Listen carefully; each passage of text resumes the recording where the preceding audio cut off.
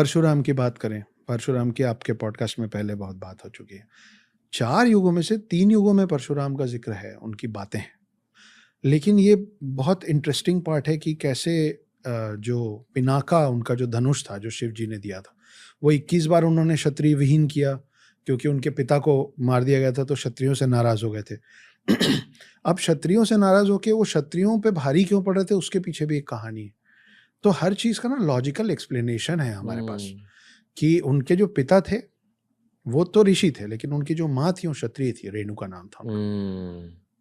जमदागिनी उनके पापा का नाम था, रेणुका उनकी मदर का नाम था। तो रेणुका जी जो थी, वो क्षत्रिय परिवार से, इसीलिए वो ऋषि भी थे और वो उनमें क्षत्रिय ब्लड लाइन भी था।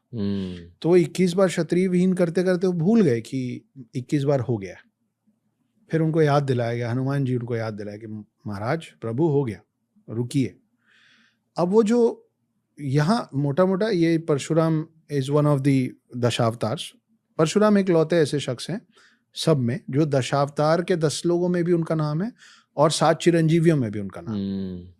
तो वो जब शांत हुए तो शिव का दिया ये जो धनुष था, जिसका नाम पिनाका था, ये उन्होंने दिया राजा जनक को, और राजा जनक थे सीता के पिता। ओके। और उसकी प्रत्यंचा जो पीछे वो डोरी लगती है, उसको उतार दिया उन्होंने। उन्होंने कहा कि जो इसकी प्रत्यंचा चढ़ा लेगा वो सही वर होगा। ये बोल के वो चले गए महेंद्र पर्वत में तपस्या करने। सालों साल बीत गए, क्योंकि त्रेता युग जो है, जो सेकंड युग है, ये भी एक कंफ्यूजन है। मुझे बड़ा आश्चर्य हुआ कि लोगों को लगता है कि सतयुग है, फिर द्वापर है, फिर त्रेता है, क्योंकि डी और टी, हाँ त्रे त्रे तीन सुन के जैसे। थर्ड लगता है। तो त्रेता युग की शुरुआत में जो पहले अवतार हैं वो परशुराम, और त्रेता युग के जो आखिरी अवतार हैं वो राम है। तो त्रेता युग जो है वो है कुछ 8,96,000